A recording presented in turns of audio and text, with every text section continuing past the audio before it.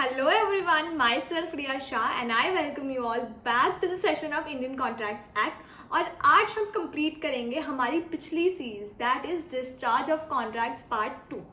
सो हमने जो पिछले डिस्चार्ज ऑफ कॉन्ट्रैक्ट का वीडियो है उसमें कंप्लीट किए थे two types of discharge, first by performance and second by impossibility of performance. आज हम 3 टाइप्स ऑफ डिस्चार्ज के साथ डील करेंगे। तो सबसे फर्स्ट जो है वो है डिस्चार्ज बाय अग्रीमेंट्स। अब डिस्चार्ज बाय एग्रीमेंट्स को पढ़ने के लिए सबसे पहला सेक्शन जो है वो है section 62 of Indian contracts act. तो देखते हैं सबसे पहले कि सेक्शन 62 क्या कहना चाहता है and then we analyse that how we have to study. So section 62 says if the parties to a contract agree to substitute a new contract for it or to rescind it or alter it, the original contract need not be performed। तो देखिए अब यहाँ पे ना 3 चीजों की बात की गई है। एक, या तो आप नया कॉन्ट्रैक्ट बना लेंगे, एक या तो आप पुराने कॉन्ट्रैक्ट में चेंजेस करेंगे यानी कि ऑल्टर जो वर्ड यूज किया है वो, और थर्ड है रेस्किन करेंगे यानी कि आप जो कॉन्ट्रैक्ट है उसको कंप्लीट कर देंगे, खत्म कर देंगे। So here we deal with 3 types, that is 3 types by which we can discharge the contract by agreement: novation, rescission and alteration. इन तीनों को आप कैसे याद करेंगे? नोवेशन यानी कि न्यू कॉन्ट्रैक्ट फॉर्म करना, रेसिशन यानी कि जो कॉन्ट्रैक्ट है उसको खत्म कर देना, और ऑल्टरेशन यानी कि ऑल्टर करना यानी कि पुराने कॉन्ट्रैक्ट में चेंजेस करना। तो चलिए क्विकली हम ये सारे जो टर्म्स है उसको फटाफट इन डिटेल स्टडी कर लेते हैं। सबसे पहला है नोवेशन। नोवेशन को मैंने आपको बेसिक मतलब जो है वो बता दिया है कि जो आप कॉन्ट्रैक्ट है उस कॉन्ट्रैक्ट को नए तरीके से फ्रेम करते हैं यानी कि पुराना कॉन्ट्रैक्ट जो है वो खत्म हो जाता है और उसके जगह पे आप एक नया कॉन्ट्रैक्ट फ्रेम करते हैं। So novation can be defined as substitution of a new contract for an existing contract. अब जो नोवेशन है वो 2 तरीके से आप कर सकते हैं। फर्स्ट कि आप पार्टीज चेंज कर सकते हैं। फॉर एग्जाम्पल आप किसी एक्स से पैसे उधार पे लेते हैं। Now you and mister C R in arrangement कि भाई आप सी को जो है उसको आपको पैसे देने हैं और आपको बी को पैसे देने हैं। तो आप डायरेक्टली एक अग्रीमेंट बना देते हैं कि मिस्टर सी और मिस्टर बी आपस में जो है वो पैसे ले लेंगे ताकि हम तीनों का जो डेट है वो क्लियर हो जाएगा। तो यहाँ पे आप पार्टीज चेंज कर रहे हैं कि बी को लेना था ए से, ए को लेना था सी से, लेकिन अब जो है वो सी और बी आपस में ले लेंगे तो वो हो जाएगा आपका novation through changing of parties. फिर है you change N existing contract with a new contract. So for example हम देखते हैं A owes B ₹10,000. He enters into an agreement with B and gives B a mortgage of his estate for 5,000 in place of the debt of ₹10,000। यानी कि जो date थी 10,000 उसके जगह पे उसने क्या किया, 5,000 का जो एस्टेट है वो मॉर्गेज कर दिया। तो यहाँ पे जो कंडीशंस है यानी कि जो एग्जिस्टिंग कॉन्ट्रैक्ट का सब्जेक्ट मैटर है उसको हमने एक न्यू सब्जेक्ट मैटर से चेंज कर दिया। तो ये हो जाएगा novation by changing the terms यानी कि substituting an old contract with a new contract. तो चलिए नोवेशन क्लियर है। अब हम बात करते हैं ऑल्टरेशन और रेसिशन की। ऑल्टरेशन और रेसिशन में सिर्फ इतना डिफरेंस है कि rescission means the parties go back to the position as they were before entering into a contract यानी कि कॉन्ट्रैक्ट एंटर में करने से पहले आपकी जो राइट्स थी, जो लायबिलिटीज थी, जो जैसी थी वैसी की वैसी आप वापस रिस्टोर कर लेंगे। ऑल्टरेशन यानी कि आपको कॉन्ट्रैक्ट परफॉर्म करना है लेकिन उसमें थोड़े से चेंजेस के साथ। तो इसमें हम देखते हैं section 63। It says every promisee may dispense with or remit wholly or in part the performance of the promise made to him or may extend the time for such performance or accept instead of it any satisfaction which he thinks fit। तो यहाँ पे 3 तरीके से alteration कर सकता है। कौन कर सकता है? जिसको प्रॉमिस दिया गया है यानी कि मैंने प्रॉमिस किया है बी को कि I will pay you something, तो प्रॉमिस ही कौन हो गया? Mister B. तो यहाँ पे जो राइट है चेंज करने की वो किसके पास है? मिस्टर बी के पास। अब ये सेक्शन 63 में किन चीजों की बात की गई है? तो 3 चीजों की बात की गई। सबसे फर्स्ट तो प्रॉमिसी जो परफॉर्मेंस है उसको डिसमिस कर सकता है या फिर रेमिट कर सकता है कि भाई अब परफॉर्मेंस मत कंप्लीट करो या फिर कम परफॉर्मेंस कंप्लीट करो, राइट। सेकेंड है वो है कि वो टाइम एक्सटेंड कर सकता है। सो फॉर एग्जाम्पल मैंने प्रॉमिस किया है कि मैं 30 डेज में पे करूंगी मिस्टर बी को, बट मिस्टर बी सेज चलो ठीक है आप मुझे 60 डेज में पे करना, तो वो क्या हो जाएगा? ऑल्टरेशन ऑफ कॉन्ट्रैक्ट, क्योंकि जो टर्म्स है वो चेंज हो गई। थर्ड जो है any satisfaction he thinks fit, यानी कि कोई और चेंज कंसिडरेशन में या फिर कोई और कंडीशन में अगर कोई भी चेंज करेगा तो वो क्या हो जाएगा, ऑल्टरेशन के अंदर आ जाएगा। इसका एक इलस्ट्रेशन देखते हैं। A owes B rupees 5,000.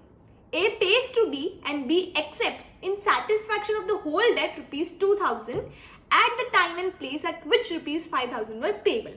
यहाँ पे A और B के बीच में जो कॉन्ट्रैक्ट था वो कितने का था, 5,000 रुपीज का, लेकिन because of certain existing situations of B उसने सिर्फ 2,000 रुपीज पे किए और सामने वाले ने एक्सेप्ट कर दिया।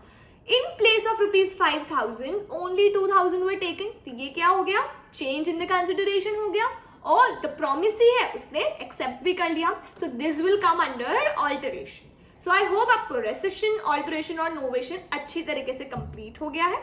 So now we know कि अब discharge by agreement जो है वो कैसे कर सकते हैं। अब है हमारा next topic, that is discharge by breach।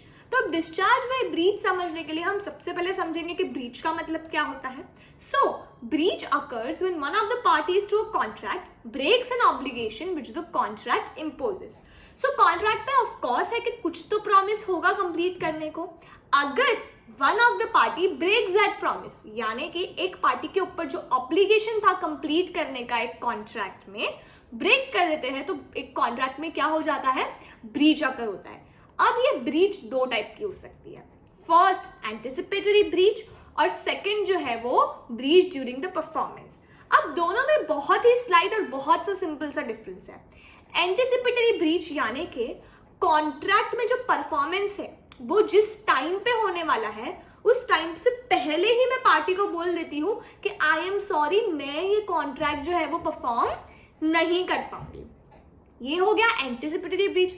आपको कॉन्सेप्ट पता है एंटिसिपेटरी बेल का या फिर एंटिसिपेटरी वर्ड्स कि कुछ होने से पहले उसके रिलेटेड हम कोई प्रिकॉशन ले या फिर हम कोई एक्टिविटी करें उसको हम एंटिसिपेट करेंगे, राइट।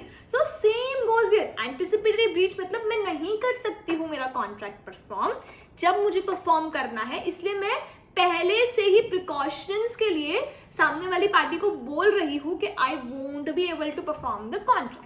और सेकंड जो है ड्यूरिंग द परफॉर्मेंस वो उसका टोटली अपोजिट है कि जब आपका टाइम है कॉन्ट्रैक्ट परफॉर्म करने का, जिस प्लेस पे आपको परफॉर्म करना है, हो गया है परफॉर्मेंस का टाइम, उस टाइम पे आप बोलते हो कि सॉरी मैं जो है वो कॉन्ट्रैक्ट परफॉर्म नहीं कर पाऊंगा, या फिर इम्प्लाइडली यानी कि आप परफॉर्मेंस करने जाते ही नहीं हो, आप परफॉर्मेंस कंप्लीट करते ही नहीं हो, तो दैट इज इम्प्लाइड कि during the performance you breach the contract. तो चलिए एंटिसिपेटरी ब्रीच तो बहुत ईजी है, ड्यूरिंग द परफॉर्मेंस का एक एग्जाम्पल देखते हैं तो आपको तुरंत से समझ में आ जाएगा कि ये जो during the performance of breach है उसका फंडा क्या है। A singer enters into a contract with the manager of the theatre to sing at his theatre tonight and every week during the next 2 months.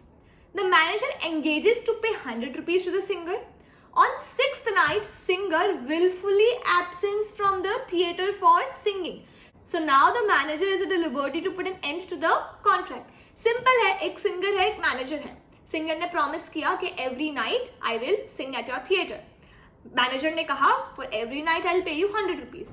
अब 6th नाइट पे जो singer है वो नहीं आता है अपना परफॉर्मेंस कंप्लीट करने, सो यहाँ पे सिंगल है, during the performance he breaches the contract. Manager के पास क्या है, राइट है कि वो जो कॉन्ट्रैक्ट है उसको कंप्लीट कर सकता है यानी कि तोड़ सकता है। अब लास्ट है वो है discharge by operation of law. Operation of law में कुछ इंस्टेंसेस आते हैं थ्रू लॉ, यानी कि लॉ के रिकोर्स से ऐसी कौन सी सिचुएशंस है जिसमें आपका जो कॉन्ट्रैक्ट है वो ऑटोमेटिकली डिस्चार्ज हो जाएगा।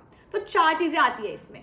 सबसे पहला है मर्जर, यानी कि आपके कॉन्ट्रैक्ट में एक लोअर सिक्योरिटी थी, फॉर एग्जाम्पल 2,000 रुपीज के कंसिडरेशन की, लेकिन अब आप उसको मर्ज कर रहे हैं 5,000 रुपीज में, यानी कि आप कंसिडरेशन बढ़ा रहे हैं 5,000 रुपीज का।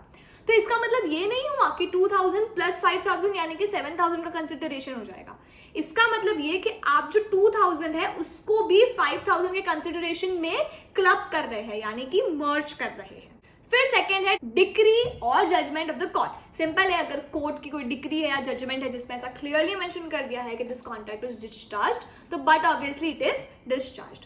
थर्ड है ऑल्टरेशन और cancellation of a written instrument. अब देखिए ऑल्टरेशन तो हमने ऑलरेडी पढ़ लिया है, तो अब यहाँ पे ये ऑल्टरेशन की बात कर रहे हैं, तो वो कौन सा ऑल्टरेशन, जो हमने फर्स्ट ऑल्टरेशन देखा था उसमें दोनों पार्टीज का कंसेंट होता है जब हम कंडीशंस चेंज करते हैं, लेकिन हम ये जो ऑल्टरेशन की बात कर रहे हैं, इस ऑल्टरेशन में एक पार्टी ने ऐसा कोई एक्ट किया जिसकी वजह से आपका जो कॉन्ट्रैक्ट है वो ऑल्टर हो गया, या फिर एक पार्टी ने बिना कंसेंट के रिटन इंस्ट्रूमेंट को कैंसिल कर दिया, तो वो बाय ऑपरेशन ऑफ लॉ क्या हो जाएगा, कॉन्ट्रैक्ट डिस्चार्ज हो जाएगा। अब इसमें हम जब राइट्स और लायबिलिटीज इंपोज करेंगे तो पहले वाले ऑल्टरेशन में सिंस दोनों पार्टीज का कंसेंट था, अगर किसी को भी डैमेज हो रहा है तो वहां पे किसी को कुछ भी नहीं मिलेगा। लेकिन इस केस में जो पार्टी फॉल्ट में है, जिसने ऑल्टर किया है without the consent of other party, उसको, जिस पार्टी के साथ ये ऑल्टरेशन हुआ है विदाउट कंसेंट, उसको क्या करना पड़ेगा, डैमेज रीपे करना पड़ेगा। अब फोर्थ जो है वो है बैंक्रप्सी। सिंपल है, अगर दो पार्टीज कॉन्ट्रैक्ट में है और अगर एक पार्टी बैंक्रप्ट डिक्लेयर हो गई कोर्ट के साथ, that he or she is not able to fulfill the contracts at any case now because bankrupt he declare हो गए हैं कोर्ट से, so the contract will come to an end.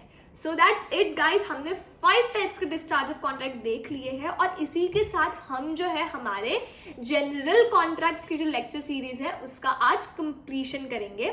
Next series जो होगी वो specific contracts की होगी, जिसमें हम बेलमेंट के बारे में बात करेंगे, गारंटी, एजेंसी के बारे में बात करेंगे। So stay tuned for that video. End of course अगर आपको ये सीरीज अच्छी लगी तो प्लीज प्लीज प्लीज मेरे चैनल को सब्सक्राइब करें, give it a thumbs up so that I keep on posting such informative video for such short span of time, ताकि आप लोगों को काफी अच्छे से जो लॉ के सब्जेक्ट्स हैं उनकी बेसिक नॉलेज आ जाए। Bye bye guys.